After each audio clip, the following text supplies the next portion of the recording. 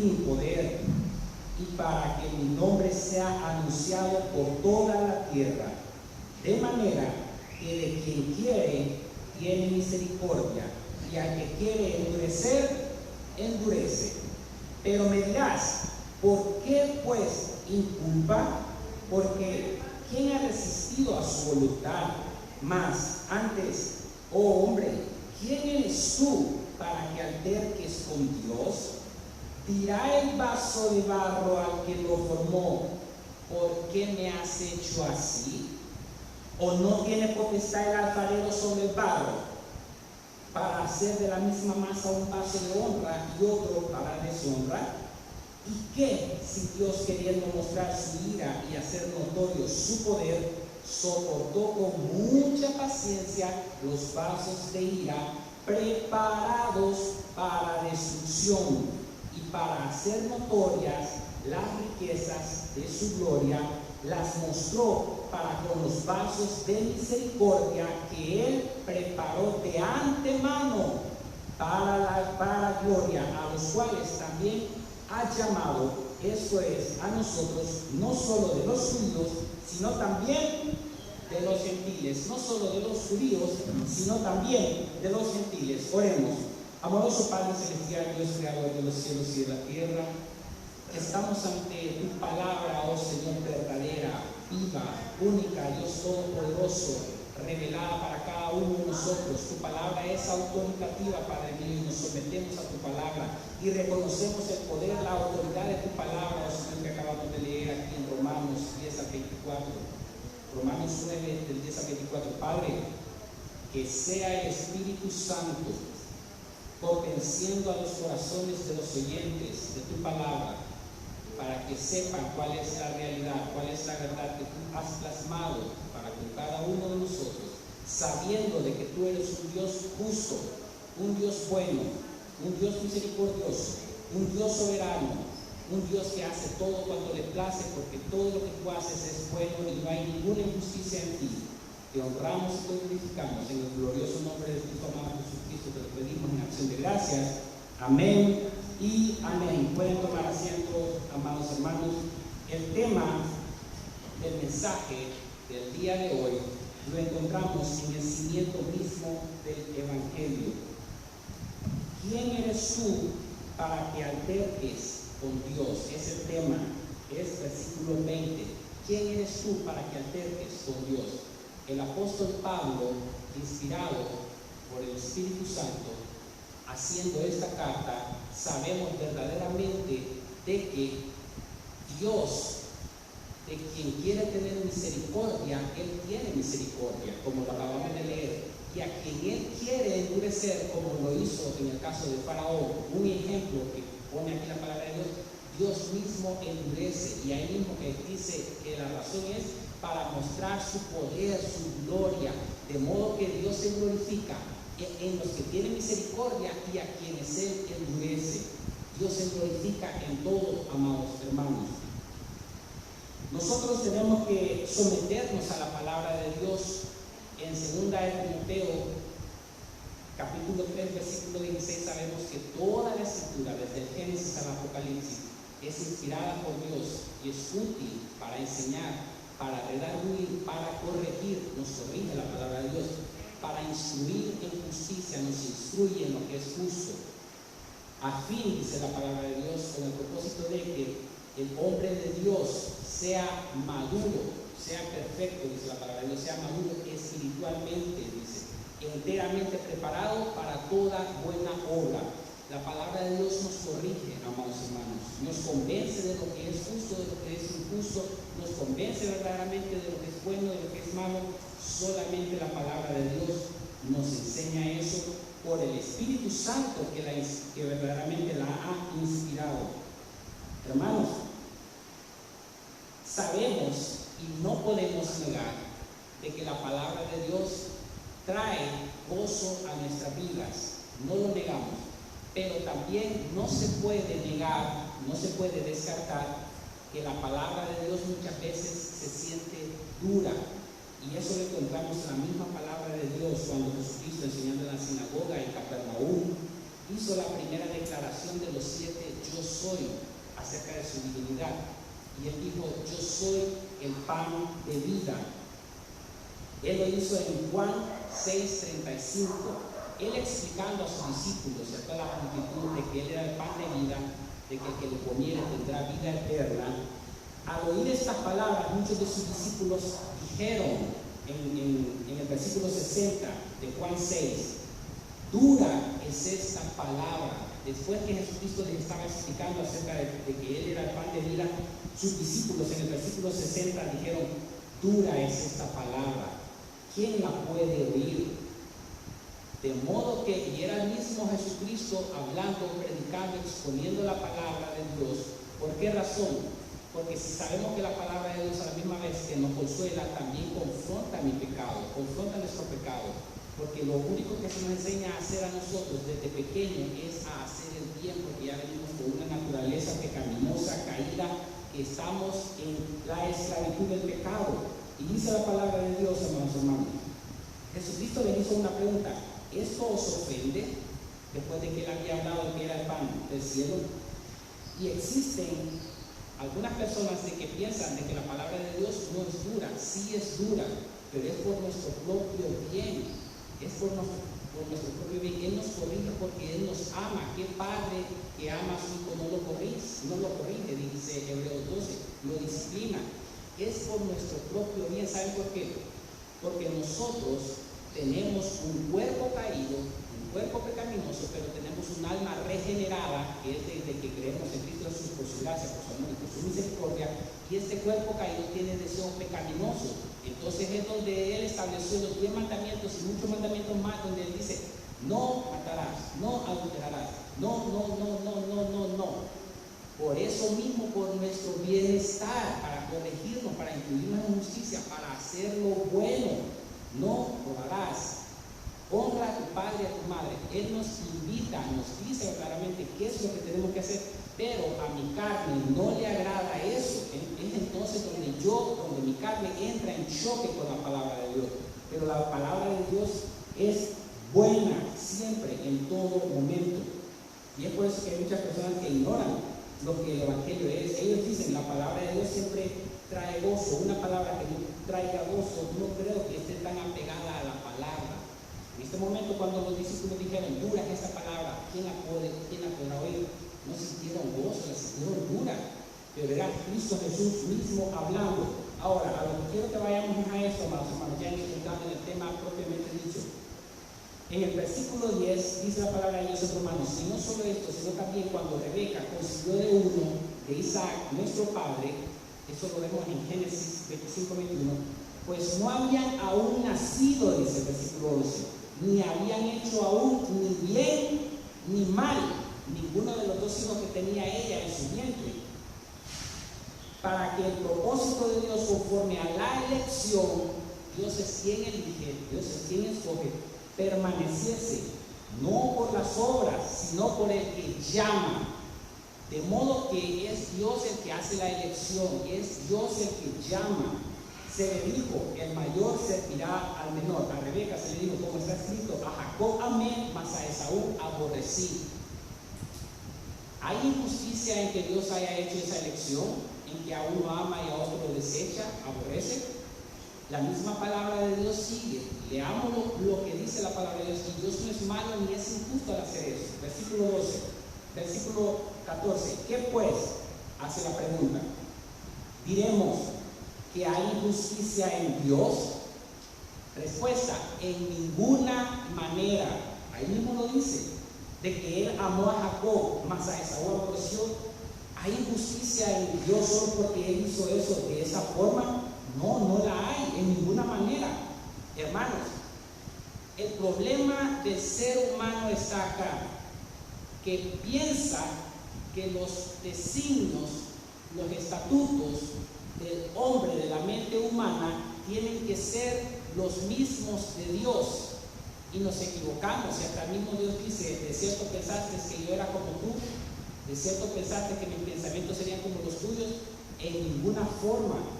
Lo que la palabra de Dios aquí está revelando es lo siguiente: pues a Moisés dice, tendré misericordia del que yo tenga misericordia. ¿Hay algún problema problema con el ser humano de que Dios mismo decide tener misericordia para con unos y para con otros no, y a otros quiere endurecer el corazón. El ser humano se encuentra en problema en no tener la concepción sobre eso, pero es que la verdad, Dios tiene misericordia de unos y endurece el corazón de otros. En ningún momento Él es injusto. ¿Alguno de ustedes ha escuchado la parábola del viñedo del hombre que estaba contratando hombres para que fueran a trabajar a su viñedo, que se encuentra en Mateo capítulo 20? ¿Ya la han leído? De que halló a unos en la mañana, a las 6 de la mañana, ese hombre, ¿y qué fue lo que pasó? Los contrató y les dijo: te voy a dar un denario. Acordaron que le iba a dar un denario. Luego encontró por el camino a otros a las 9 de la mañana y también les dijo que le iba a dar un denario. Luego encontró a otros a las 12 del mediodía y les dijo: te voy a dar un denario también si vas a trabajar a mi viña. Luego encontró a unos a las 3 de la tarde y a la misma vez les dijo: les voy a dar un denario si van a trabajar a mi viña. Luego fue a las 5 de la tarde, encontró a unos que no estaban haciendo nada y les dijo que fueran a la viña a trabajar con ellos y les iba a pagar. Ahora bien, los que entraron a las 6 de la mañana trabajaron bajo el calor del sol arduamente, y al ver ellos que a los que habían entrado a las 5 de la tarde, a las 3 de la tarde, el dueño de la viña decidió darles un denario, pensaron: mira, pero la verdad es que nosotros entramos a las 6 de la mañana, nos va a dar más que un denario, pensaron ellos. ¿Y qué fue lo que pasó? Al ver que le dieron un denario a los de las 5 que solo habían trabajado 1 hora, vienen ellos y ¿qué es lo que le dicen? ¿Qué es lo que le dice a él? Oigan lo que dice la parábola a la niña. Dice así: al venir también los primeros, Mateo 20:10, pensaron que habían de recibir más, pero también ellos recibieron cada uno un denario, el 11, y al recibirlo murmuraban contra el padre de familia, diciendo: estos postreros han trabajado 1 sola hora y los has hecho iguales a nosotros, que hemos soportado la carga y el calor del día. Él respondiendo dijo a uno de ellos: amigo, ¿no te hago agravio? ¿No conveniste conmigo en un denario? Toma lo que es tuyo y vete, pero quiero dar a este postrero como a ti. ¿No me es lícito hacer lo que quiero con lo mío? ¿O tienes su envidia porque yo soy bueno? ¿Se dan cuenta? El hombre que contrató a estos trabajadores tuvo misericordia, tuvo gracia de los que entraron a trabajar ya tarde y les dio un denario. A los que entraron a las 6 de la mañana a trabajar no se les hizo injusticia, tuvieron justicia, no recibieron injusticia, porque el acuerdo al que habían llegado era recibir un denario, los que entraron a las 6 de la mañana, y por eso le dice: no te hago agravio, no conviniste conmigo un denario al día. Claro que sí. El problema está que cuando estos que trabajaron todo el día y se mataron trabajando todo el día, ven que los que trabajaron 1 hora recibieron un denario, ellos ya lo ven injusto. Ante los ojos de los hombres eso es injusticia, no así ante los ojos de Dios. Lo mismo explica Romanos 9, que dice: tendré misericordia de que yo tenga misericordia y me compadeceré de que yo me compadezca. Así que no depende del que quiere, oigan bien, no depende del que quiere, ni depende del que corre, sino de Dios que tiene misericordia. Porque la Escritura dice: a Faraón, para esto te he levantado, para mostrar en ti mi poder. Él endureció el corazón en Faraón para que Faraón retuviera al pueblo de Israel en Egipto, y a la misma vez Dios desplegar su gloria, su poder, hacerlo notorio ante la nación de Israel y la de alrededor, para que verdaderamente conocieran el poder de Dios. Y dice: de manera que de quien quiere tiene misericordia, y al que quiere endurecer, endurece. Eso es lo que pasa aquí cuando nosotros vemos lo que la palabra de Dios nos dice. Y dice Dios mismo: pero me dirás, ¿por qué pues inculpa? Porque ¿quién ha resistido su voluntad? En pocas palabras, nadie puede oponerse a la voluntad de Dios. Sea que Él tenga misericordia de nosotros, nosotros no podemos resistir a la voluntad que nos está trayendo hacia Él mismo. La obedecemos porque Él mismo pone en nuestro corazón el hacerlo. y a la misma vez no podemos resistir la voluntad de Él si Él endurece nuestro corazón. Tenemos un corazón endurecido. El punto está en esto, amados hermanos. Dios en ningún momento es injusto. Si alguien dice que Dios, por haberle endurecido el corazón a Faraón, es injusto Dios, en ninguna manera, hermanos, en ninguna manera es injusto. Si alguien piensa que Dios tiene misericordia de otros, que no lo dice, que del que Él quiere tener misericordia, que tiene misericordia, es injusticia, tampoco es injusticia. Dios es soberano. Y si usted no me cree que Dios es soberano y puede hacer Él cuando Él quiere, siga leyendo lo que la palabra de Dios dice. Versículo 20, mas antes, oh hombre, ¿quién eres tú para que alterques? ¿Quién eres tú para que estés peleando, discutiendo? ¿Contra quién? Con Dios. ¿Quiénes somos nosotros? Y ahí nos enseña quiénes somos nosotros para querer altercar, disputar, pelear con Dios. Nos dice, dirá el vaso de barro al que lo formó, ¿por qué me has hecho así? Se nos olvida muchas veces que nosotros somos vasos de barro, somos polvo. Tenemos un creador, Dios todopoderoso, soberano, que hace cuanto Él quiere, como Él quiere, a quienes Él quiere. ¿Estamos entendiendo eso? El problema está que el barro se le quiere revelar a Dios solo porque Dios decide hacer esto o decide hacer aquello. El problema no está en Dios, el problema está en el barro, en el hombre. Por eso es que la palabra de Dios lo confirma aún en 21 y dice, o no tiene potestad el alfarero, que es Dios, sobre el barro, ¿para qué? Para hacer de la misma masa un vaso para honra y otro para deshonra. ¿Acaso no puede tener Dios mismo misericordia de unos y endurecer a otros? ¿No tiene la potestad Dios de hacer eso? Dios tiene la potestad de hacer eso. Él es soberano. Hermanos, nosotros tenemos que entender algo que la palabra de Dios nos dice a cada uno de nosotros. Conforme a lo que está escrito aquí, muchas personas no creen en la elección que Dios hace a quienes Él decide salvar y a quienes no. Muchas personas no entienden eso, no asimilan eso en sus corazones. ¿Por qué razón? Porque ellos todavía no se les ha abierto el entendimiento para conocer esas cosas. Ellos todavía son carnales, porque la palabra de Dios me dice que los espirituales entienden las cosas espirituales acerca de Dios. El hombre espiritual discierne, entiende las cosas espirituales que son de Dios. Hagamos una pregunta. ¿Alguno de ustedes ha leído lo que dice Efesios capítulo 2? Gálatas, Efesios, capítulo 2, versículo, Efesios, no he dicho Efesios, Gálatas, Efesios 2, versículo,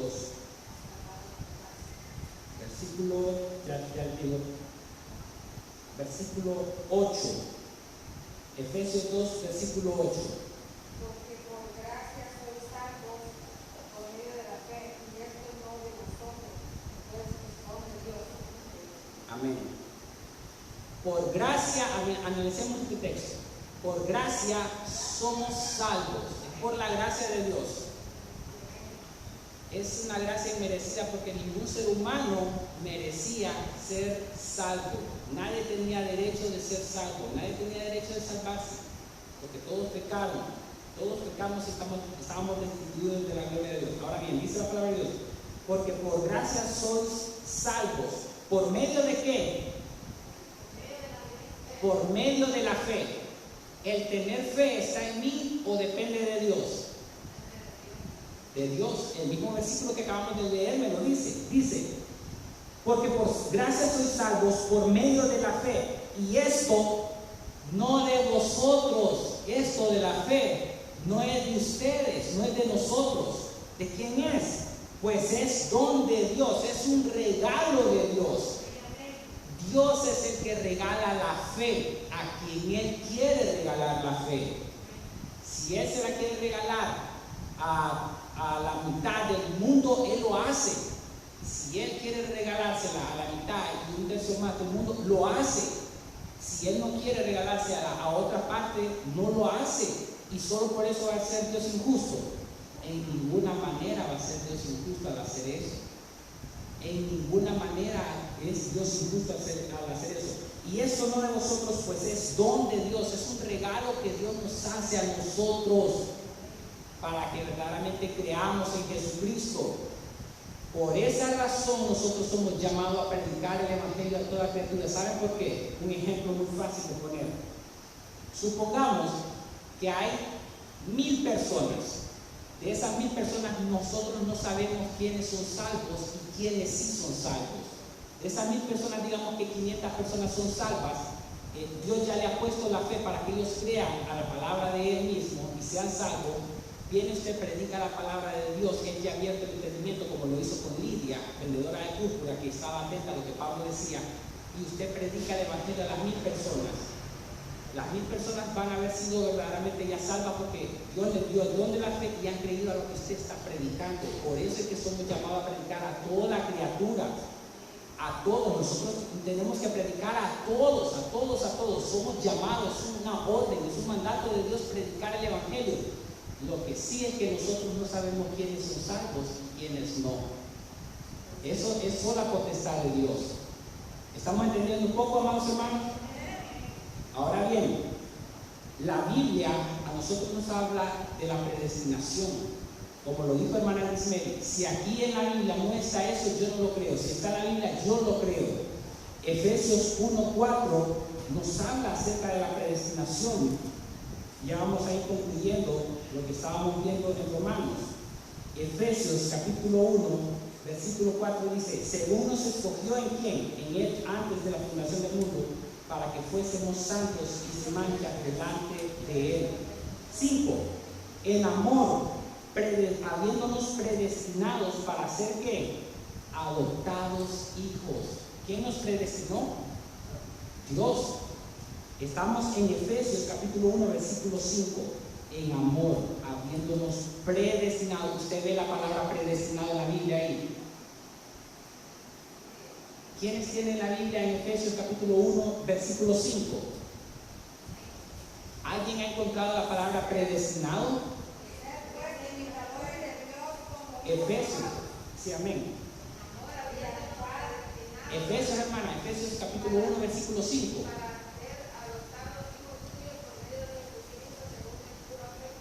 Amén. ¿Y qué entendemos? Efesios 1, hermana, Efesios capítulo 1, versículo 5.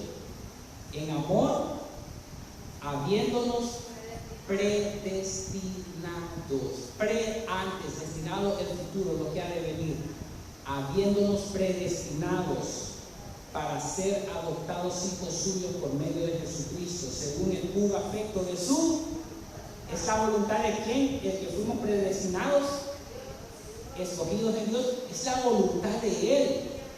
Es Él quien hace todo. Efesios 1:11, ¿qué dice? En Él asimismo tuvimos herencia, habiendo sido ¿qué?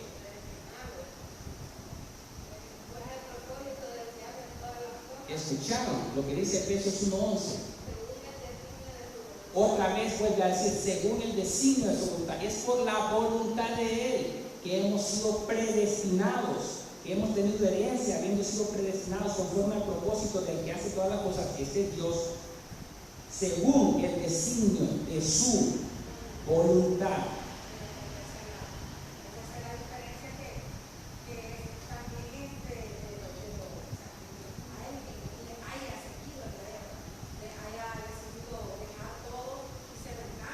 Sí, sabemos de que cuando Dios hace una elección, y eso me encanta, y eso es punto general, podemos participar todos porque es bueno salir de la duda. No crean que no quiero que se vayan sin duda. Cuando Dios elige a uno para salvación, cuando Él hace la elección, Él es el que decide hacer eso, Él es el que escoge. Al que Él decide salvar, Él lo protege, lo cuida en el camino hasta llegar al final, porque el que comenzó en vosotros la buena obra la perfeccionará hasta el día de la redención. De modo que no es del que quieres ni del que corres, sino del que Dios tiene misericordia. Desde que nosotros hemos sido apartados desde antes de la fundación del mundo en el pensamiento de Dios, el pensamiento eterno, infinito, poderoso de Dios, para que seamos salvos, nosotros permanecemos en la fe, no por mi obrar, sino por el obrar que hizo Cristo en mí en la cruz del Calvario, porque fue mi sustituto y a la misma vez Él ha depositado el Espíritu Santo dentro de mí para que yo tenga las fortalezas dentro de mí para mantenerme firme en el Evangelio, porque separados de Él nada podemos hacer. Hermanos, el que ha sido escogido por Dios desde antes de la fundación del mundo para ser salvo, Dios lo mantiene siempre en su caminar. Dios lo cuida, Dios lo preserva a usted, Dios lo mantiene fiel a usted en el camino, en todo el proceso. Por eso es que después de ser salvos, después de que nosotros verdaderamente hemos sido salvos, venimos a un proceso de santificación. ¿Qué significa eso? El mismo Espíritu Santo que mora dentro de nosotros nos está apartando de inmundicia, de pecado, de lo malo, y ahora nosotros queremos agradar más a Dios. Y entre más conozco a Dios, más quiero complacerlo, más quiero solo hacer lo bueno, más quiero solo agradarlo, y estoy más también a la misma vez esforzándome. Ese es buen punto. ¿Por qué? Porque en la santificación el hombre participa, en la salvación ningún ser humano participa en lo más mínimo. Si una persona cree, no es porque él quiso creer, porque Dios quiso que esa persona creyera en Él. Si esa persona se arrepiente, ni siquiera por él mismo que ha sido arrepentido, que tiene arrepentimiento, sino que Dios mismo es el que le concede el arrepentimiento a esta persona. De modo que, amados hermanos, todo lo que hace verdaderamente Dios nos da, es maravilloso. Y si usted no me cree que Dios es el que concede arrepentimiento aún a algunos escogidos del pueblo de Israel, usted puede leer Hechos 5:31. Lo vamos a ver con la Biblia. Hechos 5, capítulo 31. Mateo, Marcos, Lucas, Juan. Hechos capítulo 5, versículo 31. ¿Qué es lo que nos dice? Hechos 5:31. Dice la palabra de Dios así: a este Dios ha exaltado con su diestra por príncipe y salvador, para dar a Israel ¿qué? ¿Quién es el que da arrepentimiento? Es Dios, hermanos. Amén. Ahí está. Exacto. Hechos 11:18, ¿qué nos dice más adelantito de ahí? Hechos 11:18. Estamos hablando de quién es el que da el arrepentimiento. Hechos 11:18, ¿qué dice?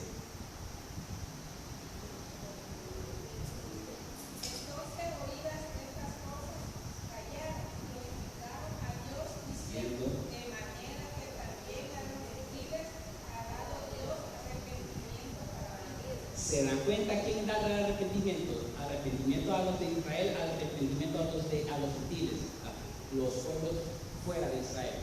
El que concede arrepentimiento es Dios mismo. Nadie se va a poder arrepentir por sí solo. Cuando yo estoy sintiendo la necesidad de arrepentirme, de llorar, de quebrantarme delante del Señor porque le he fallado, es por una sola razón: porque el Espíritu Santo me ha tocado a mí para que yo me arrepienta. No existe otra razón. Hermanos, esto del arrepentimiento, esto del perdón de pecados, esto de la fe en Dios, todo es de Dios. ¿Por qué? Porque si el hombre tuviera una sola participación en cuanto a la salvación, se jactaría. Y por eso es que Pablo en Romanos 3 dice: ¿de qué te vas a jactar? ¿De que tú escogiste a Dios? ¿De que fuiste tú? No, fue Él, no es por obra, para que nadie se gloríe. Por eso es que en Romanos 3, al finalizar, él hace la pregunta, el mismo apóstol Pablo, Romanos 3, versículo 27. ¿Dónde puede estar la jactancia? Queda excluida. De que yo me voy a jactar de que fui yo, que por hacer las obras de la ley, por hacer lo bueno, que yo soy. No, Dios no comparte su gloria. Eso está en la Biblia. Dios no comparte su gloria con nadie. Dios da salvación, es por pura obra, obviamente, de Jesucristo en la cruz del Calvario. Es por su gracia, es por su amor, es por su misericordia. Él es el que me da el don de la fe para creer en Él. Ahora bien, amados hermanos, siguiendo, y es muy importante todo esto es muy importante, que estamos viendo. Nosotros tenemos que saber, amados hermanos, que verdaderamente existe la predestinación. Romanos 8, 29 y 30, ¿qué es lo que nos dice? Para que entendamos bien lo que hizo Dios. Romanos 8, 29 y 30, ¿qué dice? ¿Alguien encontró?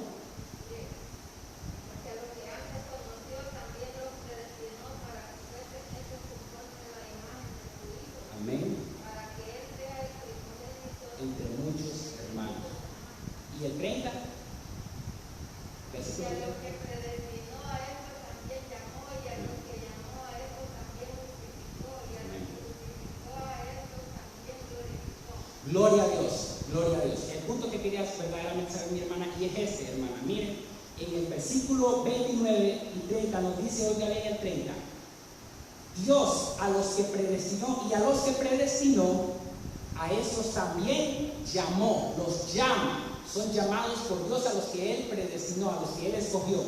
Y a los que Él llamó, dice, y a los que llamó, a estos también justificó. A los que Dios llamó, a estos también salvó. Justificado significa que nosotros ahora tenemos la justificación, que Dios hace la declaración forense, es un acto legal en el que Dios verdaderamente pasa la justicia de Cristo a mí, y mis pecados fueron imputados en Cristo, y por eso Cristo pagó en la cruz del Calvario por mis pecados. De modo que la palabra de Dios me dice, a los que predestinó, a estos también llamó, y a los que llamó, a estos justificó, a estos salvó, a los que Él llamó, Él salvó, Él justificó. ¿Por medio de quién? Por medio de Jesucristo. Por esa misma razón es que Él mismo satisfizo la santidad que había sido violada y necesitaba ser reivindicada, y solamente Dios mismo podía reivindicarla. Cristo, Jesús, Dios Todopoderoso.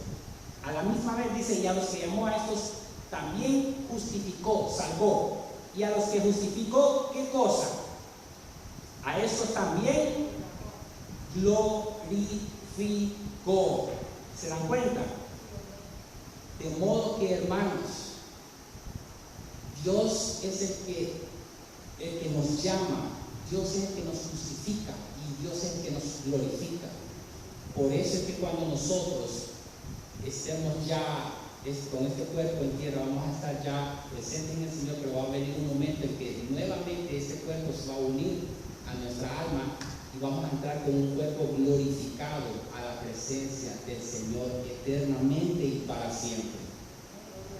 Si hay un hermano, si hay un pastor, si hay una persona que quiera negar la predestinación, que está negando la palabra de Dios y no respeta la palabra de Dios. La palabra de Dios a mí me habla de predestinación en múltiples versículos, como lo que acabamos de leer. Pero hay personas que no logran entender esto de la predestinación, no creen. Pero si aquí me está diciendo, y a los que predestinó, a esto llamó. Hablamos de predestinación por una sola razón, porque está en la Biblia. Está en la Biblia, Dios lo enseña, y también enseña cómo es que hay hombres que ya estaban destinados para la condenación. Eso lo encontramos en múltiples versículos, se encuentra en Judas 1:4, antes de Apocalipsis. Judas 1:4. Y el hecho que esto sea así no significa que Dios es injusto, de ninguna manera. ¿Quién encontró Judas 1:4? ¿Sí? Sí, antes de Apocalipsis. Porque algunos hombres han entrado encubiertamente, los que desde antes habían sido ¿qué? Judas 1:4.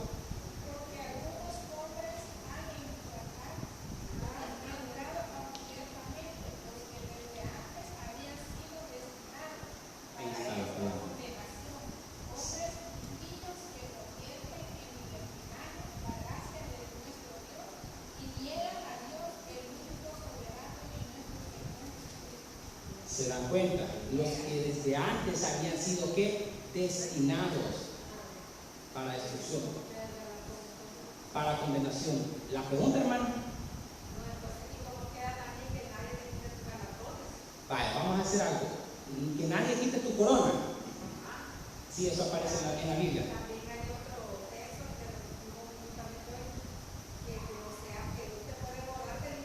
Esa es una aseguración que Dios hace, no borraré del nombre de la vida. Esa es una aseguración que Dios hace, no borraré.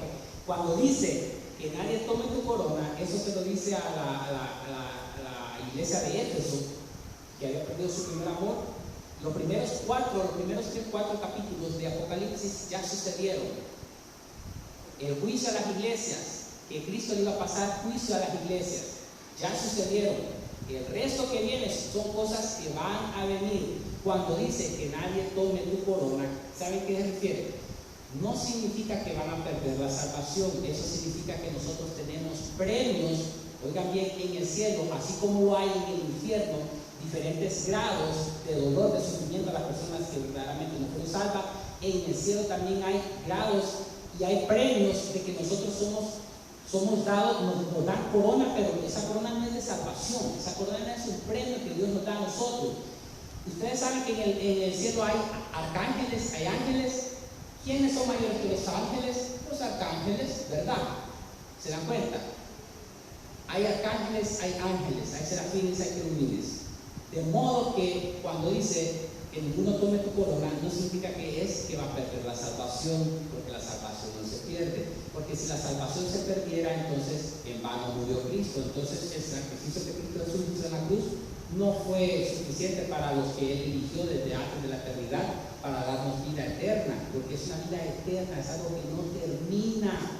Hay muchos hombres que también enseñan que la salvación se pierde y hacen uso de ciertos versículos, pero la salvación no, cuando uno la tiene verdaderamente, no la pierde. Hay unos que apostatan de la fe, esos son los que dicen ser cristianos, andan con nosotros, como lo dice la primera carta de Juan, salieron de nosotros, pero no eran de nosotros. Decían, ellos profesaban la fe, pero no poseían la fe. No poseían la fe. Hermanos, de modo que nosotros debemos de comprender, hay muchas cosas que enseñar en la Biblia, hay muchas cosas, verdaderamente créanme, hay muchas cosas que enseñar en la palabra de Dios. Y otra cosa porque hay algunos que piensan que Dios nos manda a la gente al infierno. Oigan bien, nosotros sabemos de que existe un infierno, ¿sí o no? El universalismo piensa que el infierno no existe, que Dios a todos va a salvar por su bondad y por su amor infinito. Piensa el universalismo, es una secta, es una religión, es una corriente de la religión cristiana que piensa que todos los seres humanos se van a salvar. Piensa el universalismo. Ahora una pregunta, ¿por qué se hizo el infierno? ¿Por qué está el infierno? ¿Y quién es el único que tiene potestad de enviar al infierno a las personas? Solamente Dios. Y si usted no me cree lo que la palabra de Dios nos está enseñando, puede leer Mateo 10:28. ¿Qué dice Mateo 10:28? Porque a mí me gusta que vayamos a la palabra de Dios, y Mateo 10:28 nos enseña esto que estamos diciendo. ¿Quién es el único que tiene potestad para enviar a la gente al infierno? Ni siquiera uno mismo tiene la potestad de hacer eso. Eso está en Dios. No es que Dios sea malo, sino que Dios da a cada uno según. Entonces dice, y no temáis a los que matan el cuerpo, mas el alma no pueden matar. Temer más bien a aquel que puede destruir el alma y el cuerpo ¿En dónde? en el infierno. ¿Y quién es él? Satanás. No.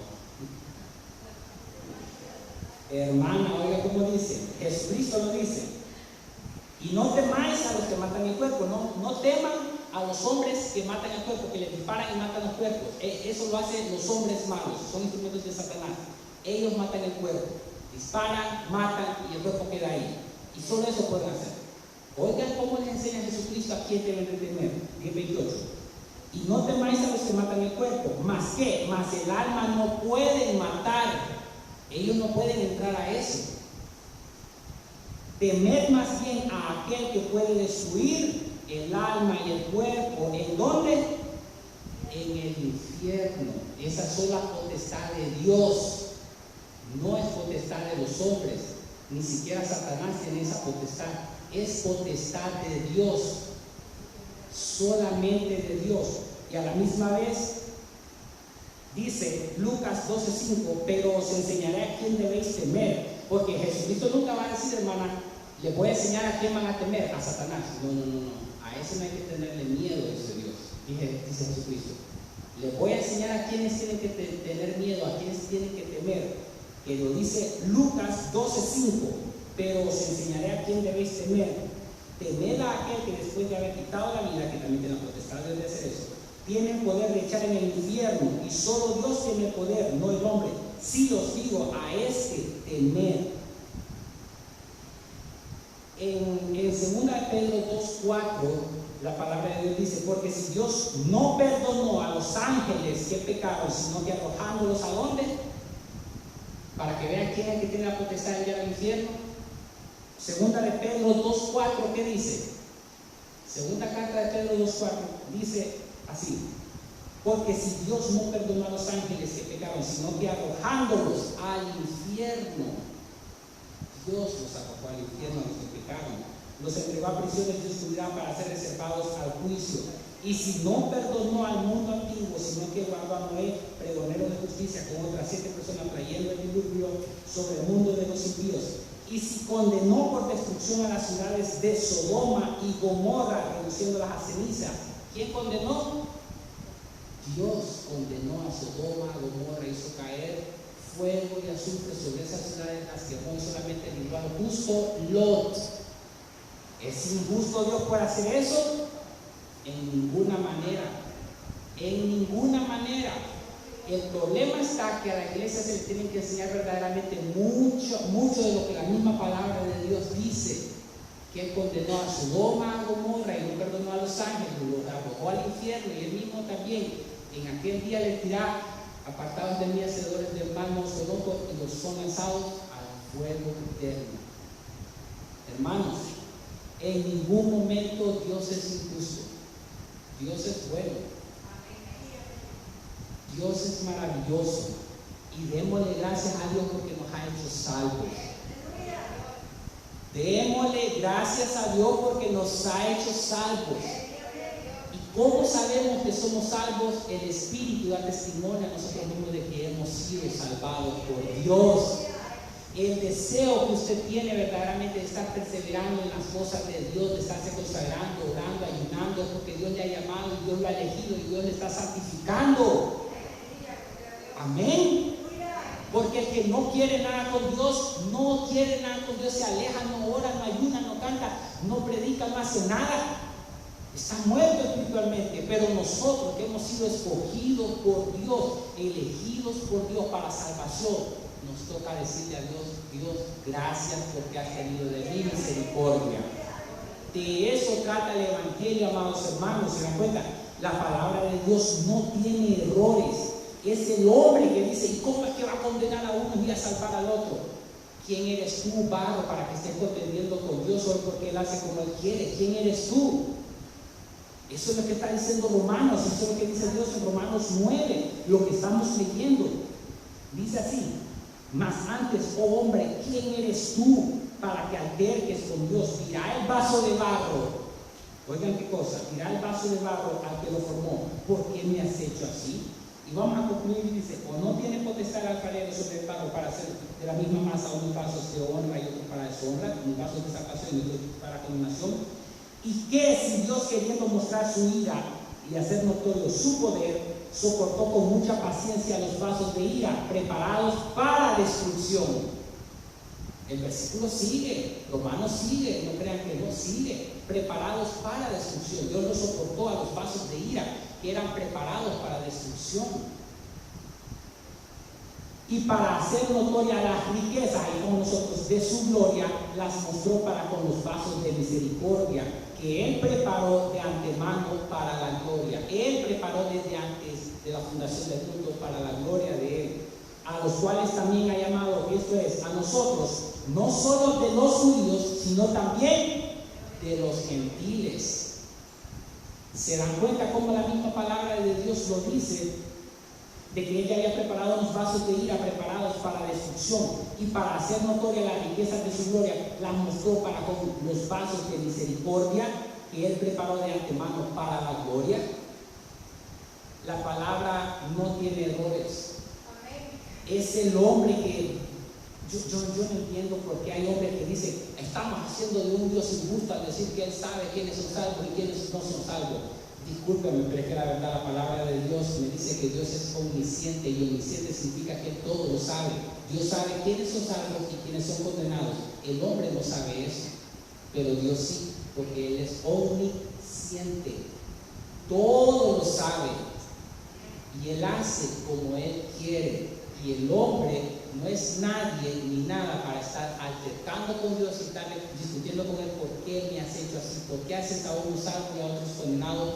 Léame por favor en casa, usted que esté en casa, Deuteronomio 29:29.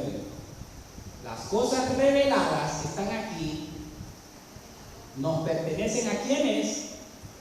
A nosotros. Y las cosas que son misteriosas, ocultas, ¿le pertenecen a quién? A Dios. Dios sabe por qué hace eso, el hombre no. Dios sabe. Deuteronomio 29:29, lean en su casa.